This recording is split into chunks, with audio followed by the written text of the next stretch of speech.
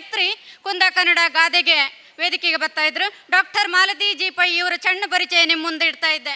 ಇವರು ಹುಟ್ಟಿದ್ದ ಬೆಳೆದ ಹೆಬ್ರಿಲೆ, ಶಾಲೆಗೋದ್ದು ಹೈಸ್ಕೂಲಿಗೋದ್ದು ಕನ್ನಡ ಮೀಡಿಯಮಿಗೆ, ಕನ್ನಡದಂಗೆ ಕಲ್ತದ್ದು. ಪ್ರಸಕ್ತ ಕನ್ನಡ ಭುವನೇಂದ್ರ ಕಾಲೇಜಿಗೆ 26 ವರ್ಷದಿಂದ ಹಿಂದಿ ಉಪನ್ಯಾಸಕಿಯಾಗಿ ಕೆಲಸ ಮಾಡ್ತಾರೆ. Hindi MA, Kannada MA, MPhil, criminology ವಿಷಯದಂಗೆ KS ಪಾಸ್ ಆಯ್ರು. ಮೈಸೂರು ಹಿಂದಿ ಪ್ರಚಾರ ಪರಿಷತ್ ಮದ್ರಾಸ್ನ ಹಿಂದಿ ರತ್ನ ಪರೀಕ್ಷೆಯಲ್ಲಿ ಕರ್ನಾಟಕ ರಾಜ್ಯಕ್ಕೆ ಮೊದಲ ರ್ಯಾಂಕ್ ತಂದಿರ.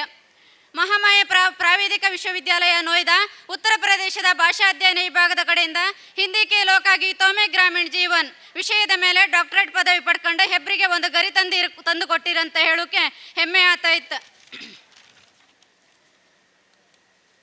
ಯಕ್ಷಗಾನ ಮತ್ತು ಜನಪದ ಕಲೆಗಾಗಿ ಬರೆದ 160ಕ್ಕೂ ಮಿಕ್ಕಿದ ಲೇಖನಕ್ಕೆ ಅಂತಾರಾಷ್ಟ್ರೀಯ ಮಾನ್ಯತೆ ಪತ್ರಿಕೆಲಿ ಮತ್ತು ಸಾಹಿತ್ಯ ಅಮೃತ, ಲೋಕದೇವಿಕ ಮೊದಲಾದ ಹಿಂದಿ ಮಾಸಿಕ ಪತ್ರಿಕೆಲಿ ಈಗಲೇ ಪ್ರಕಟ ಆಯಿತು. ಇವರು ಕರ್ನಾಟಕಕ್ಕೆ ಲೋಕನಾಟ್ಯ, ಯಕ್ಷಗಾನ ಮತ್ತು ರಾಮಲೀಲಾ, ಯಕ್ಷಗಾನ ಮತ್ತು ರಾಸಲೀಲಾ ಮೊದಲಾದ ತುಲನಾತ್ಮಕ ಅಧ್ಯಯನ ನಡೆಸಿರ. ಇವರು ಅಧ್ಯಯನ ಮಾತ್ರ ಅಲ್ಲ, ಯಕ್ಷಗಾನ ನಾಟ್ಯದಲ್ಲಿ ಕಣ್ಣು ಬೆರಗಾಗುವಷ್ಟು ಆಟ ಮುಗ್ದ್ರು ಕೂಡಲೇ ಎಲ್ಲ ಹೇಳೋದು ಹಿಂಗೆ, ಕಾರ್ತಿಕ್ ಚಿಟ್ಟಾಣಿ ಅವರು ಕುಣಿಕೆ ಕೊಂಡಂಗಾಯ್ತಲ್ಲ ಮಾರಾರೆ ಅಂತೇಳಿ. ಈಗ ಕುಣಿ ಹೊತ್ತಲ್ಲ ಮೇಡಮ್, ಮಾತಾಡು ಹೊತ್ತ. ಬನ್ನಿ ಮಾತಿನ ಮಂಟಪಕ್ಕೆ. ಕ್ಷೇತ್ರದ ದೇವಿ ದುರ್ಗಾ ಪರಮೇಶ್ವರಿ ಅಮ್ಮನವರ ಚರಣವನ್ನು ಸ್ಪರ್ಶಿಸುತ್ತಾ ವೇದಿಕೆಯ ಮೇಲೆ ಉಪಸ್ಥಿತರಿರುವ ಎಲ್ಲ ಗಣ್ಯರಿಗೆ ವಂದಿಸಿಕೊಳ್ಳುತ್ತಾ, ಮುಂಭಾಗದಲ್ಲಿರುವಂಥವರೆಲ್ಲರಿಗೂ ವಂದಿಸಿಕೊಳ್ಳುತ್ತಾ, ಇಂದಿನ ವಿಚಾರವನ್ನು ನನ್ನ ಸಮಯದ ಚೌಕಟ್ಟಿನ ಒಳಗೆ ಬಹುಶಃ ನಾನು ಮಾತಾಡೋದು ಹಿಂಗಾಗ್ತ ಏನೋ, ಆಪಕ್ಕೆ ಸಾಕ ಏನೋ, ಡಬ್ಬಿ ಮುಚ್ಚಳ ತೆಗೆದು ಸರ್ಪಟ್ ಹಾಕಿ ಡಬ್ಬಿ ಒಳಗೆ ಹಾಕಿ ಮುಚ್ಚಳ ಹಾಕಿ ಬೆಂಕಿ ಕೊಟ್ಟರೆ ಹೆಂಗೆ ಬಡ ಬಡ ಬಡ ಬಡ ಹೊಟ್ಟತ್ತ, ಹಾಗೆ ಹೊಟ್ಟಿ ನನ್ನ ವಿಷಯನ ಸಮಾಪ್ತಿ ಮಾಡ್ಕಾಯಿ ಬತ್ತತ್ತ. ಗಾದೆ ಮಾತಿನ ಬಗ್ಗೆ ನೇರವಾಗಿ ವಿಷಯಕ್ಕೆ ಹೋತೆ ನಾನು.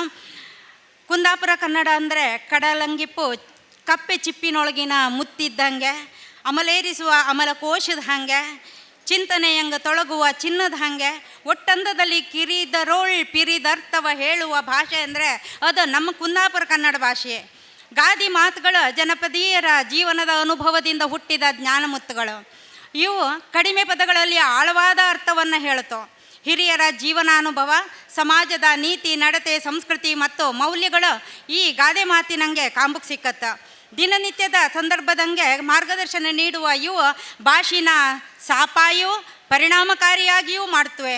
ಹಂಗಪ್ಪೋಯಿ ಗಾದೆ ಮಾತುಗಳು ನಮ್ಮ ಕುಂದಾಪುರ ಕನ್ನಡ ಭಾಷೆಯ ಅಮೂಲ್ಯ ಸಂಪತ್ತು ಅಂತ ಅನ್ಸ್ಕೊಂಡೈತ. ಈ ಗಾದೆ ಮಾತುಗಳು ನಮ್ಮ ಬದುಕಿನ ಅವಿಭಾಜ್ಯ ಅಂಗ ಅಂದರೂ ತಪ್ಪಾಪಕ್ಕಿಲ್ಲ. ಗಾದೆಗಳಿಲ್ಲದೆ ಭಾಷೆಗಳೇ ಇಲ್ಲ ಅಂದರೂ ತಪ್ಪಿಲ್ಲ ಕಾಣೆ. ಮನುಷ್ಯನ ದೈನಂದಿನ ಮಾತುಕತೆಯಂಗೆ ಗಾದೆ ಮಾತುಗಳ ಹಾಸು ಹೊಕ್ಕಾಯಿತು. ನಮ್ಮ ಹಿರಿಯರ ಹೇಳುವಂಗೆ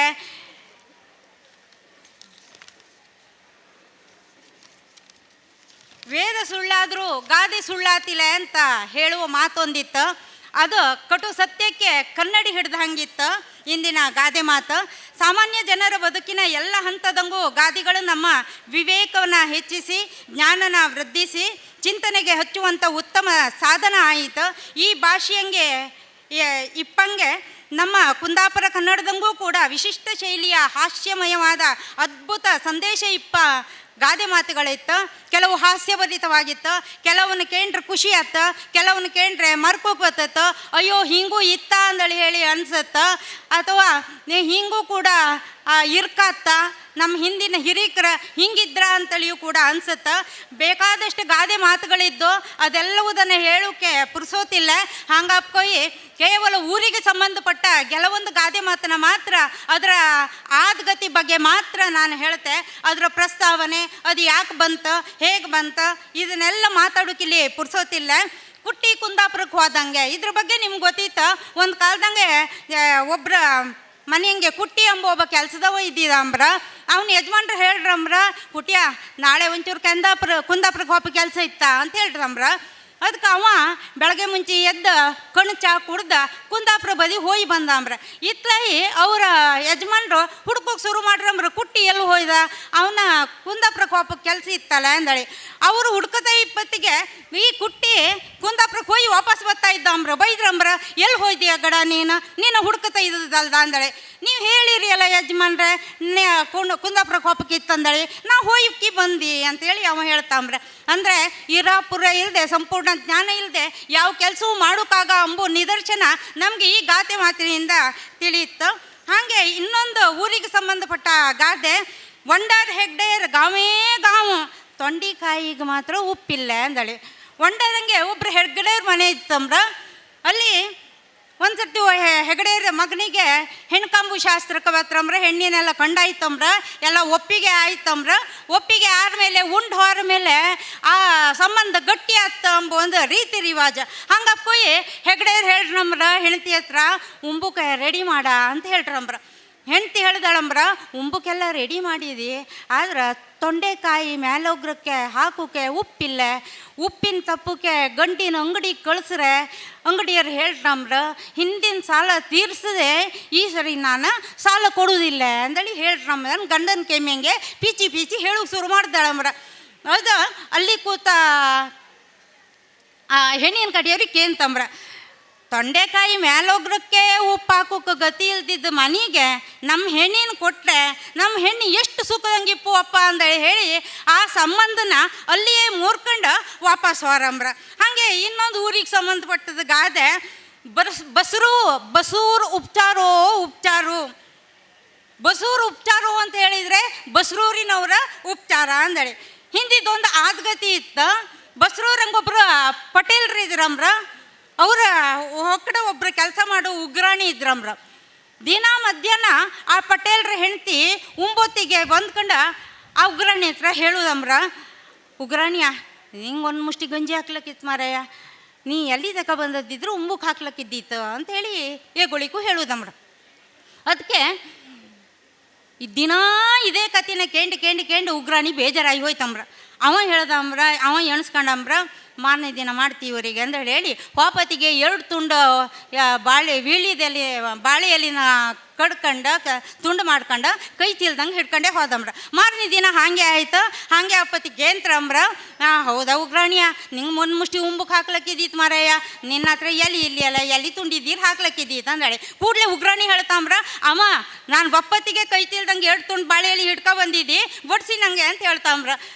ಮನೆ ಯಜಮಾನ್ತಿ ಒಳಗೆ ಹೋಗ್ತಾಳಂಬ್ರ, ಮತ್ತು ಹೊರಗೆ ಬಂದು ಹೇಳ್ತಾಳಂಬ್ರ, ಹೆಸ್ರಿಟ್ಟದ ನಾನು ಯಾವ ಹೊಪ್ಪಿಡ್ದು ಮಕ್ಕಳ ಹೆಸ್ರಿಗೆ ಅಕ್ಕಿ ಹಾಕಿದೋ ಏನೋ ಗೊತ್ತಿಲ್ಲ, ಕಡಿಮೆ ಹಾಕಿದೋ ಅನ್ನೆಲ್ಲ ಖರ್ಚಾಯಿತು ಅಂತ ಹೇಳ್ತಾಳಂಬ್ರ.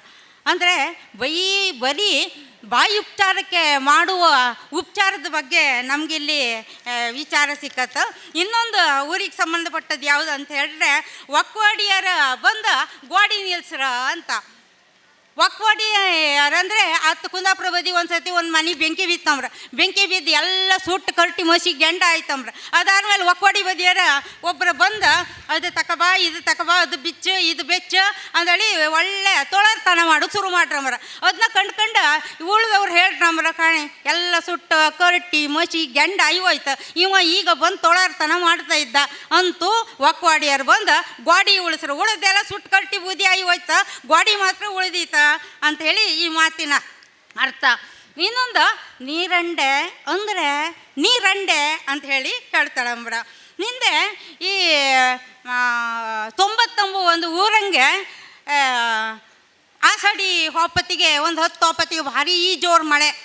ಅಷ್ಟೊತ್ತಿಗೆ ಹೆಂಗಸ್ರಿ ಮಾಡೋ ಕೆಲಸ ಇಲ್ಲಿ ಅಲ್ಲ, ಮನೆ ಜಗಳಿ ಹಂಗೆ ಕೂಕೊಂಡು ಜಪ್ಪಿಡದ ಮಳೆ, ಹನಿ ಕಡಿದಿದ್ದ ಮಳೆ. ಹಂಗಪ್ಪಗೆ ಆ ಜಗಳಿಂಗೆ ಕೂಕೊಂಡು ಅವರು ಮಾತಾಡ್ತಾ ಇದ್ದೀರಮ್ರ. ಮಾತಾಡ್ತಾ ಇಪ್ಪತ್ತಿಗೆ ಜೊತೆ ಅಲ್ಲಿ ಆ ತೋಡಂಗೆ ಎದುರಿನ ತೋಡಂಗೆ ಪಾತ್ರೆ ಪಗಡ ಅದು ಇದು ಇರ್ಕಿ ಮುರ್ಕಿ ಪೂರಾ ಬಳ್ಕೊ ಬತ್ತಾ ಇತ್ತಂಬ್ರ. ಅದನ್ನ ಕಂಡಾಳು ಒಬ್ಳು ಹೇಳ್ದಮ್ರ, ಅಕ್ಕ ಅಲ್ಕಂಡು ನೀರಂಡಿ ಅಂತಳಂಬ್ರ. ನೀರಂಡಿ ಅಂದರೆ ಬಿಸಿನೀರು ಹರಿ. ಅದನ್ನ ಕಂಡು ಇವಳು ಸಿಟ್ಟು ಬಂದಿತ್ತಂಬ್ರ, ಇವಳು ಬೆನ್ನು ಹಾಕೋ ಕೂತಿದ್ದಾಳಂಬ್ರ. ಇವಳು ಹೇಳ್ತಾಳಂಬ್ರ, ಎಂತ ಅಕ್ಕ ನೀರಂಡಿಯ ನಾ ರಂಡಿಯಾರು ನೀನು ರಂಡಿ ಅಂದೇಳಿ ಹೇಳಿ ಇಬ್ಬರ ಮಾತಿಗೆ ಬೈಕೊಂಡು ಜಗಳ ಕಂಬಕ್ಕೆ ಶುರು ಮಾಡ್ರಂಬ್ರ.